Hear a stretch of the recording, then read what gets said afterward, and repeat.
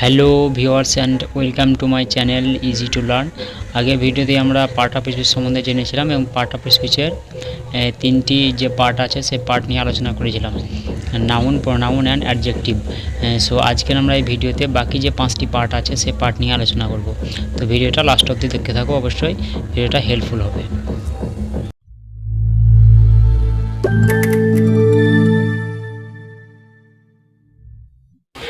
So part of স্পিচের 4 নম্বর যে পার্টটি আছে সেটা হচ্ছে ভার্ব।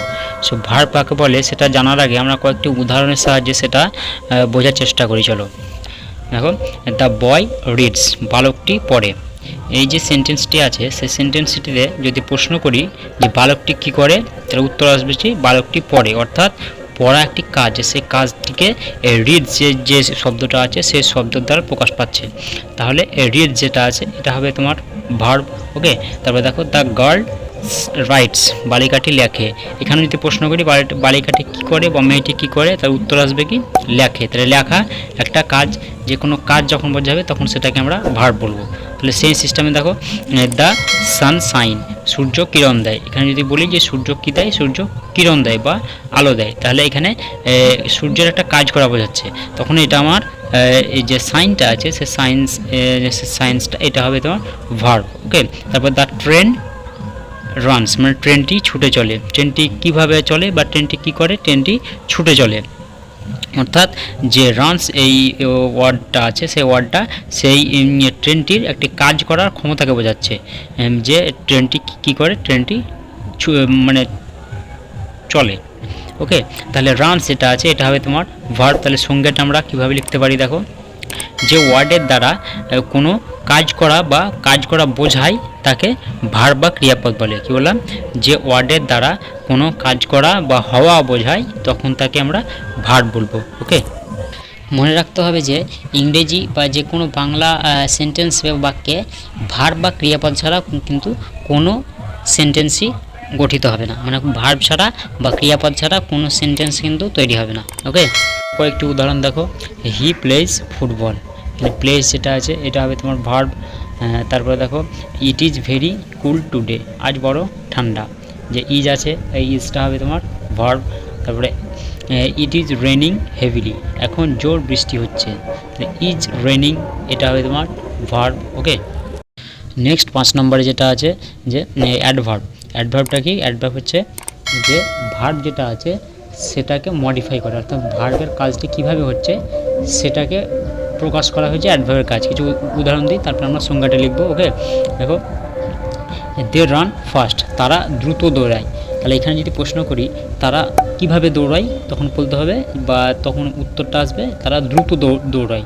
তো যে রান যেটা আছে এটা একটা ভার্ব অবশ্যই, তা ভার্বের যে কাজটা আছে অর্থাৎ দৌড়াচ্ছে, কিন্তু কিভাবে দৌড়াচ্ছে সেটা কিন্তু এই ফার্স্ট যে ওয়ার্ডটি আছে এই ফার্স্ট ওয়ার্ডটির দ্বারা কিন্তু প্রকাশ পাচ্ছে যে সে দ্রুত দৌড়াচ্ছে। তাহলে ফার্স্ট এটা একটা হচ্ছে অ্যাডভার্ব। ওকে, তারপরে দেখো যে রূপা রিড স্লোলি, রূপা আস্তে আস্তে পড়ে। তাহলে রূপা রিড স্লোলি, এই যে রিডস আছে মানে পড়ার যে কাজটা আছে সেই পড়ার কাজটা কিভাবে সম্পন্ন হচ্ছে সেটা কিন্তু স্লোলি যে ওয়ার্ডটা আছে এই ওয়ার্ডটার সাহায্যে কিন্তু প্রকাশ পাচ্ছে।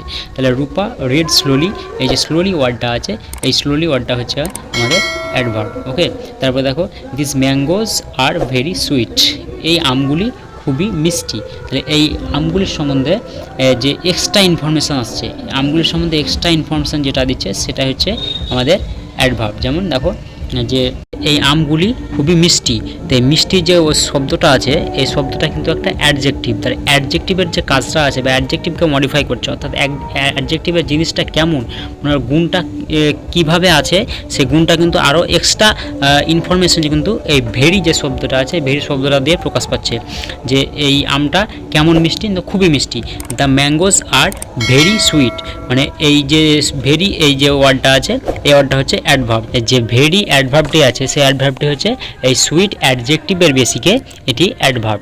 ওকে, এবার আমরা সংজ্ঞাটা করি। চলো, যে ওয়ার্ড সাধারণত ভার্ব, অ্যাডজেক্টিভ বা অন্য কোনো অ্যাডভার্বের ভাব, অবস্থা, পরিমাণ, সময় প্রভৃতি প্রকাশ করে তাকে ভালোভাবে বোঝায় তাকে আমরা অ্যাডভার্ব বলবো। কী বললাম, যে ওয়ার্ড সাধারণত ভার্ব হতে পারে, অ্যাডজেক্টিভও হতে পারে, বা অন্য কোনো অ্যাডভার্বের ভাব, অবস্থা, পরিমাণ, সময় প্রভৃতি প্রকাশ করে, তখন আমরা তাকে অ্যাডভার্ব বলবো। ওকে, সো পার্টস অফ স্পিচের নেক্সট যে টপিকটা আছে সেটা হচ্ছে প্রিপোজিশন। খুবই গুরুত্বপূর্ণ একটা টপিক প্রিপোজিশন কাকে বলে আগে সংজ্ঞাটা আমরা জেনে নিই। যে ওয়ার্ড কোনো নাউন বা প্রোনাউনের পূর্বে বসে তার সঙ্গে পূর্ববর্তী কোনো ওয়ার্ডের সঙ্গে সম্বন্ধ দেখিয়ে দেয়, তখন তাকে আমরা প্রিপোজিশন বলি। কি বললাম, যে ওয়ার্ড কোনো নাউন অথবা প্রোনাউনের পূর্বে বসে তার সঙ্গে পূর্ববর্তী কোনো ওয়ার্ডের সঙ্গে সম্বন্ধ দেখিয়ে দেয়, তাকে আমরা প্রিপোজিশন বলবো। প্রি কথার অর্থ কি? প্রি কথার অর্থ হচ্ছে পূর্বে, আর পজিশন কথার অর্থ হচ্ছে কি? পজিশন কথার অর্থ হচ্ছে অবস্থা। সুতরাং প্রিপোজিশন মানে হলো নাউন বা প্রোনাউনের পূর্বে অবস্থিত সম্বন্ধসূচক একটি ওয়ার্ড। চলো এবার কিছু উদাহরণের সাহায্যে আমরা এটা বোঝার চেষ্টা করি। দেখো, the book is on the table, বইটি টেবিলের ওপরে আছে। তাহলে এই সেন্টেন্সের মধ্যে দেখো ওয়ান যে শব্দটি আছে, সেই ওয়ান শব্দটি টেবিল এই নাউনটির পূর্বে বসে বুক মানে হচ্ছে বই এবং টেবিলের মধ্যে একটা সম্বন্ধ দেখিয়ে দিয়েছে। দেখো সংজ্ঞাতে আমরা লিখে রেখেছি যে নাউন এবং প্রোনাউনের পূর্বে বসে তার পূর্ববর্তী কোনো ওয়ার্ডের সঙ্গে সম্বন্ধ দেখিয়ে দেয়। তাহলে এখানে একটা দেখো টেবিল একটা হচ্ছে নাউন, তার পূর্বে ওয়ান যে ওয়ার্ডটা আছে বা ওয়ান যে প্রিপোজিশনটা আছে সেটা বসে সেই টেবিল এবং তার পূর্বে দেখো আছে দ্য বুক। এই দ্য বুক এবং টেবিল এই দুটোর মধ্যে কী সম্পর্ক আছে সেই সম্পর্কটা এখানে দেখিয়ে দিয়েছে। ওই জন্যে ওয়ান যেটা আছে এটা হচ্ছে প্রিপোজিশন। আরও কিছু উদাহরণ দেখো, যে I right with a pencil, আমি পেন্সিল দিয়ে লিখি। এই বাক্যের মধ্যে দেখো আই যেটা আছে এটা একটা হচ্ছে প্রোনাউন, সে প্রোনাউনের পরে যে উইথটা আছে সেই উইথটা ইউজ হয়েছে। আর তারপরে দেখো আছে এ পেন্সিল একটা হচ্ছে নাউনের পূর্বে উইথটা ইউজ হয়েছে। তাহলে নাউনের এবং প্রোনাউনের মধ্যেকার যে সম্পর্ক আছে বা সম্বন্ধ আছে সেই সম্বন্ধটা দেখিয়ে দিচ্ছে কে? উইথ। মানে আমি কি দিয়ে লিখি? আমি পেন্সিল দিয়ে লিখি। তাহলে উইথ এটা একটা প্রিপোজিশন। তারপর আবার দেখো the man is under the tree, মানে লোকটি গাছের নিচে।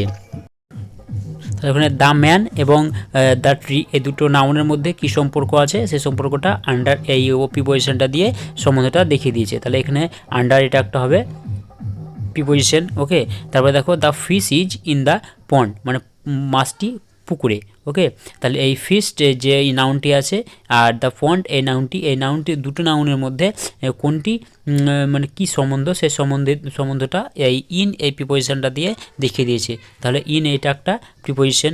ওকে, নেক্সট আছে কনজাংশন কাকে বলে? দেখো, যে ওয়ার্ড দুই বা ততোধিক শব্দ বা শব্দ সমষ্টি বা বাক্যকে যুক্ত করে তাকে কনজাংশন বলে। ওকে, কিছু উদাহরণ দেখো, যেমন রেখা অ্যান্ড রেবা আর গুড গার্লস, মানে রেখা এবং রেবা দুজনে খুব ভালো বন্ধু। এখানে রেখা একটি শব্দ আর রেবা আর গুড গার্লস এটা একটি বাক্য। একটা শব্দ এবং একটি বাক্যকে যুক্ত করেছে অ্যান্ড এই কনজাংশনটা দিয়ে বা অ্যান্ড এই শব্দটা দিয়ে। তাহলে অ্যান্ড এটা একটা কনজাংশন। ওকে, তারপর দেখো Dipu is a boy but Mita is a girl. এখানে দীপু ইজ এ বয় এখানে একটা সেন্টেন্স আছে, আর মিতা ইজ এ গার্ল এটা একটা সেন্টেন্স। তার দুটো সেন্টেন্সের মিডিলে দেখো আছে বাট।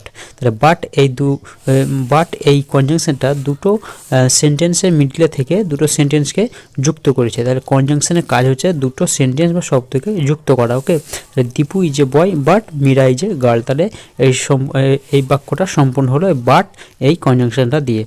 তারপরে নেক্সট দেখো যে learn your lesson or leave the class, তুমি তোমার পাঠটি শেখো অথবা তুমি ক্লাস থেকে বার হয়ে যাও। তাহলে এই দুটো বাক্যকে ওয়ার্ড যে ওয়ার্ডটা আছে ওই ওয়ার্ড যে শব্দটা আছে সেই শব্দটা দিয়ে দুটো বাক্যকে যুক্ত করেছে। তাহলে ওয়ার্ড এটা একটা কনজাংশন।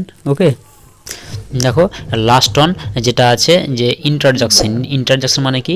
ইন্টারজাকশন মানে হচ্ছে যে ওয়ার্ড আমাদের দুঃখ, আনন্দ, ঘৃণা, লজ্জা, বিস্ময় প্রভৃতি মনের আবেগকে প্রকাশ করে, তখন সেটাকে আমরা ইন্টারজাকশন বলবি। যেমন কিছু উদাহরণ দেখো, যেমন হুররে, তারপরে ব্র্যাভো, অ্যালাস, ওহ, তারপরে পুহ, হুশ, হেলো, ফাই, সেম, এগুলো হচ্ছে একটা ইন্টারজেকশন। কিছু উদাহরণ আমার বাক্যের সাহায্যে উদাহরণ দেখো, যেমন হচ্ছে hurray today is a holiday, কি মজা আজকে ছুটি, এই হুররে এটা একটা ইন্টারজেকশন, মনের আবেগটা প্রকাশ পাবে। ওকে, তারপরে oh what is a fine view, কি সুন্দর একটি দৃশ্য। তারপরে alas Gandhiji is no more, হাই গান্ধীজি আর জীবিত নেই, এই অ্যালাস হুররে ওহ এগুলা সব একটি ইন্টারজেকশন। ওকে, সো আজকের ভিডিওটা এই পর্যন্তই। ভিডিওটি ভালো লাগে থাকলে অবশ্যই লাইক করবে এবং চ্যানেলটি সাবস্ক্রাইব করে পাশে থাকবে।